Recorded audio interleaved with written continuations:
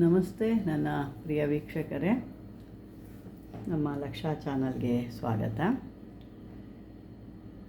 ವೀಕ್ಷಕರೇ, ನನಗೆ ಕಳೆದ 2 ವಿಡಿಯೋದಿಂದ ಒಬ್ಬರು ಮಕ್ಕಳಿಗಾಗಿ ವಿದ್ಯಾಪ್ರಾಪ್ತಿಗಾಗಿ ಕೆಲವೊಂದು ಮಂತ್ರಗಳನ್ನ ಕೊಡಿ ಅಂತ ಕೇಳಿದರು. ಖಂಡಿತ ಇಂಥ ಮಂತ್ರಗಳನ್ನ ನಾವು ಕೊಡಬೇಕಾಗಿದ್ದೆ. ಇಂಥ ಒಳ್ಳೆ ಪ್ರಶ್ನೆ ಕೇಳಿದ್ದಕ್ಕೆ ನಿಜವಾಗ್ಲೂ ನಿಮಗೆ ಧನ್ಯವಾದಗಳು ಅಂತ ಹೇಳ್ತೀನಿ. ಅದೇ ರೀತಿ ಬನ್ನಿ ಇವತ್ತು ಅಂಥ ವಿದ್ಯಾಪ್ರಾಪ್ತಿಗಾಗಿ ಯಾವ ಒಂದು ಮಂತ್ರಗಳನ್ನ ಹೇಳ್ಕೋಬೋದು ವಿದ್ಯಾರ್ಥಿಗಳಿಗಾಗಿ ಅಂತ ತಿಳ್ಕೊಳ್ಳೋಣ. ಈ ಒಂದು ವಿದ್ಯಾಪ್ರಾಪ್ತಿ ಮಂತ್ರಕ್ಕೆ ಮೊದಲು ಈ ಥರ ಕಂಚಿಂದು ತಟ್ಟೆ ಬೇಕು. ನಿಮಗೆ ಇಷ್ಟು ದೊಡ್ಡದಿಲ್ಲ ಅಂದರೆ ಚಿಕ್ಕ ತೊಗೊಳ್ಳಿ. ನಾನಿಲ್ಲಿ ದೊಡ್ಡದಿತ್ತು, ದೊಡ್ಡದಲ್ಲೇ ಕಂಚಿಂದು ಬೇಕಿದ್ದಕ್ಕೆ. ಹಿತ್ತಾಳೆ, ತಾಮ್ರ ಆ ಥರದ್ದೆಲ್ಲ ಆಗಲ್ಲ, ಕಂಚಿಂದು ಬೇಕು. ಚಿಕ್ಕದಾಗಿದ್ದರೂ ಪರವಾಗಿಲ್ಲ. ಆ ಥರ ತೊಗೊಂಡು ಈ ರೋಸ್ ವಾಟ್ರು ಅಂತ ಹೇಳ್ತೀವಲ್ವ, ಗುಲಾಬಿ ನೀರು ಅಥವಾ ರೋಸ್ ವಾಟ್ರು ಅಂತ ಬರುತ್ತೆ. ಆ ರೋಸ್ ವಾಟ್ರಲ್ಲಿ ಈ ಕೇಸರಿ ಇದು ಬರುತ್ತೆ, ಕೇಸರಿ ಪೌಡ್ರು. ಈ ಆಂಜನೇಯನ ಮುಖಕ್ಕೆ ಹಾಕ್ತಾರೆ ನೋಡಿ, ಆ ಥರ ಪೌಡ್ರ್ ತೊಗೊಳ್ಳಿ. ಇದು ಪೇಸ್ಟ್ ಆದರೆ ಅದು ಕಚ್ಚಲ್ಲ ನೋಡಿ. ಈ ರೀತಿ ಇದು ಬರುತ್ತೆ, ಒರಿಜಿನಲ್ ಬರುತ್ತೆ. ಇದೆಲ್ಲ ಅಂದರೆ ಈ ಪೇಸ್ಟ್ ಇರೋದ್ರಿಂದ ಅದಕ್ಕೆ ಕಚ್ಚೋದಿಲ್ಲ, ಸುಮ್ಮನೆ ವೇಸ್ಟ್ ಆಗುತ್ತೆ. ಪೌಡ್ರ್ ಆದರೆ ಕಲಿಸ್ಕೊಂಡು ನೀವು ನಿಮ್ಗೆ ಯಾವ ರೀತಿ ನೋಡಿ, ಈ ಮಂತ್ರನ ಇದರೊಳಗೆ ಬರ್ಕೋಬೇಕು. ಮಂತ್ರ ನಾನು ಹೇಳ್ತೀನಿ ಕೊನೆಯದಾಗಿ. ಇದನ್ನು ಈ ರೀತಿ ಕೇಸರಿ ತೊಗೋಬೇಕು. ಕೇಸರಿನ ರೋಸ್ ವಾಟ್ರಲ್ಲಿ ಈ ಮಂತ್ರ ಬರೆಯೋಕ್ಕೆ ಎಷ್ಟು ಬೇಕೋ ಅಷ್ಟು ಮಾತ್ರ ನೀವು ತಯಾರಿಸಿ ಕಲಸಿ ಬರೆಯೋಕ್ಕೆ ಶಾಯಿ ಥರ ಮಾಡಿಟ್ಕೋಬೇಕಾದ್ರೆ ಬರೆಯೋಕ್ಕೆ ಯಾವ್ದಾದ್ರು ನಾವು ಇಂಕ್ ಥರ ಇರುತ್ತಲ್ವ ಆ ರೀತಿ ಮಾಡಿಟ್ಕೋಬೇಕು.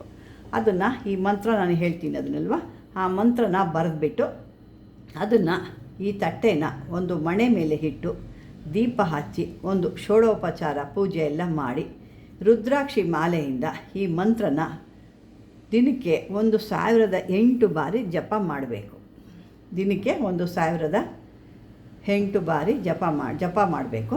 ನಂತರ ಆ ತಟ್ಟೆಗೆ ಏನು ಕೇಸರಿಲಿ ಬರೆದಿರ್ತೀರಲ್ವ, ಆ ತಟ್ಟೆಗೆ ಶುದ್ಧವಾದ ಹಸುವಿನ ಹಾಲು ಇದ್ದರೆ ಆ ಹಸುವಿನ ಹಾಲು ಹಾಕಿ ಅದಕ್ಕೆ ಸ್ವಲ್ಪ ಸಕ್ಕರೆ ಹಾಕಿಬಿಟ್ಟು ನಂತರ ಆ ವಿದ್ಯಾರ್ಥಿ ಆ ಹಾಲನ್ನು ಕುಡಿಬೇಕು. ಏನು ಇದು ಬರೆದಿರ್ತೀರ, ಕೇಸರಿಯಿಂದ ಬರೆದಿರ್ತೀರ, ಅದ್ರ ಮೇಲೆ ಪೂಜೆ ಎಲ್ಲ ಮಾಡ್ತೀರಾ, ದೀಪ ಎಲ್ಲ ಹಚ್ಚಿ ಪೂಜೆ ಮಾಡ್ತೀರಾ. ಅದಕ್ಕೆ ಶುದ್ಧವಾದ ಹಸುವಿನ ಹಾಲು ಹಾಕ್ತೀರಾ, ಅದಕ್ಕೆ ಸ್ವಲ್ಪ ಸಕ್ಕರೆ ಹಾಕ್ತೀರಾ. ಹಾಕಿಬಿಟ್ಟು ಈ ಪೂಜೆ ಎಲ್ಲ ಆದಮೇಲೆ ಆ ಹಾಲನ್ನು ಆ ವಿದ್ಯಾರ್ಥಿನಿ ಕುಡಿಬೇಕು. ಯಾರೋ ಇದನ್ನು ಮಾಡ್ತಾ ಇರ್ತೀರಾ ಅವರು ಕುಡಿಬೇಕಾಗುತ್ತೆ.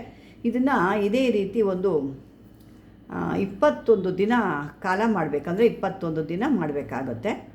ಇದರಿಂದ ಆ ವಿದ್ಯಾರ್ಥಿಗೆ ಸ್ಮರಣ ಶಕ್ತಿ, ಗ್ರಹಣ ಶಕ್ತಿ, ವಾಕ್ ಚಾತುರ್ಯ ಅನ್ನೋದು, ಈಗ ಮಾತಾಡಬೇಕಾದ್ರೆ ಕೆಲವ್ರಿಗೆ ಮಾತಾಡೋ ಇದೇ ಇರೋದಿಲ್ಲ.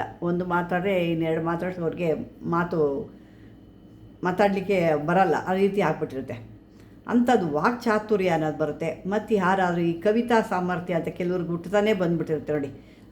ಮಾತಾಡೋದಕ್ಕೆ 10 ಸೇರಿಸ್ಕೊಂಡು ಕವಿತೆನೇ ಮಾಡಿಬಿಡ್ತಾರೆ. ಆ ಥರ ಕವಿತಾ ಸಾಮರ್ಥ್ಯ ಪ್ರಾಪ್ತಿ ಆಗುತ್ತೆ. ಅದೇ ರೀತಿ ಈ ವಿದ್ಯಾರ್ಥಿ ಆದವರಿಗೆ ಇದರಲ್ಲಿ ನಂಬಿಕೆ ಅನ್ನೋದಿರಬೇಕು. ನಾನು ಮಾಡ್ತೀನಿ, ನಾನು ಹೇಳ್ತೀನಿ, ನಾನು ಹೌದು ಸಿದ್ಧಿಪಡಿಸ್ಕೊಳ್ತೀನಿ ಅನ್ನೋ ನಂಬಿಕೆ ಇರಬೇಕು, ವಿಶ್ವಾಸ ಇರಬೇಕು. ಇದನ್ನು ಶ್ರದ್ಧಾಭಕ್ತಿಯಿಂದ ಹೇಳ್ಕೊಂಡ್ರೆ 100% ಅವ್ರಿಗೆ ಈ ಏನು ಹೇಳಿದ್ದೀನಿ ಸ್ಮರಣಾಶಕ್ತಿ, ಗ್ರಹಣ ಶಕ್ತಿ, ವಾಕ್ಚಾತುರ್ಯ ಎಲ್ಲ ಕೂಡ ಅವ್ರಿಗೆ ಪ್ರಾಪ್ತಿಯಾಗುತ್ತೆ. ಈ ಮಂತ್ರ ಈ ರೀತಿ ಇರುತ್ತೆ.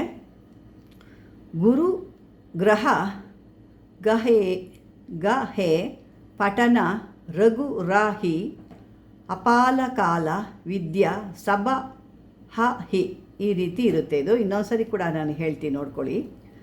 ಗುರು ಗೃಹ ಗಹೆ ಪಠನ ರಘು ರಾಹಿ ಅಪಾಲಕಾಲ ವಿದ್ಯಾ ಸಭ ಹಿ.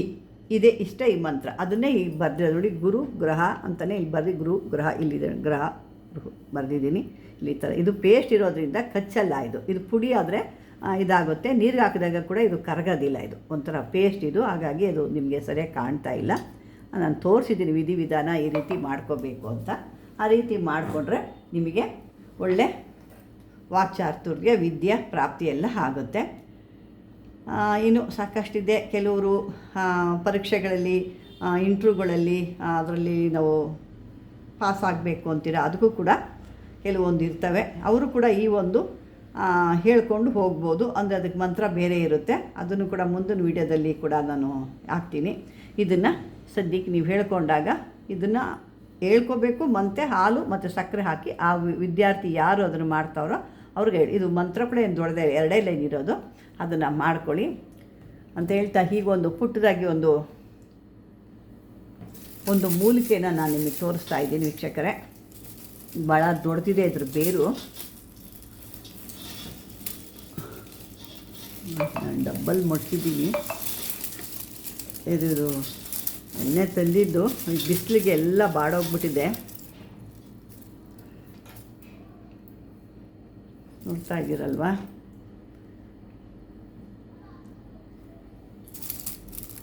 ನೋಡಿ, ಇದು ಬೇರಿದ್ರದ್ದು ಎಷ್ಟು ಉದ್ದ ಇದೆ ಅಂದರೆ 1 ಮೀಟ್ರ್ ಮೇಲಿದೆ. ಇದು ಬಂದು ನಿಮಗೆ ಇದಕ್ಕೆ ಹೆಸರು, ಇದು ಸಾಕಷ್ಟು ಕೆಲಸಗಳಿಗೆ ಬರುತ್ತೆ. ಇದು ದೇವತಾ ಪ್ರತಿಷ್ಠಾಪನೆಗಳಿಗಂತೂ ಇದು ಬೇಕೇ ಬೇಕಾಗುತ್ತೆ. ವಶೀಕರಣಕ್ಕೆ ಬೇಕಾಗುತ್ತೆ. ದೇವತಾ ಒಂದು ಫೋಟೋಗಳಿಗೆ ನಾವು ಏನು ಯಂತ್ರ ಬರೆದಾಗ ಅದಕ್ಕೆ ಬೇಕಾಗುತ್ತೆ. ಇದಕ್ಕೆ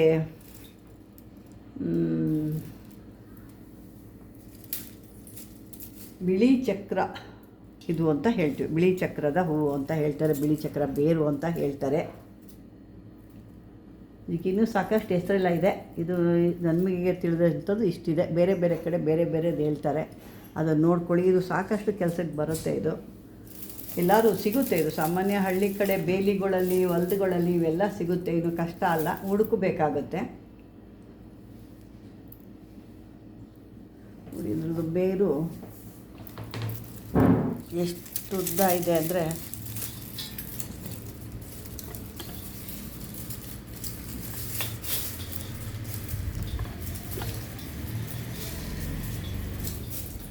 ಒಂದು ಕಲ್ಲನ್ನ ಬುಡದಲ್ಲಿ ಸೇರಿಕೊಂಡಿತ್ತು. ಭಾಳ ಉದ್ದ ಇದೆ,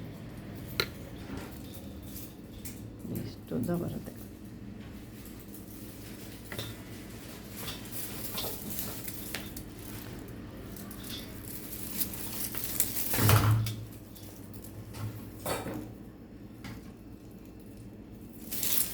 ನೋಡಿ, ಇದು ಬರುತ್ತೆ.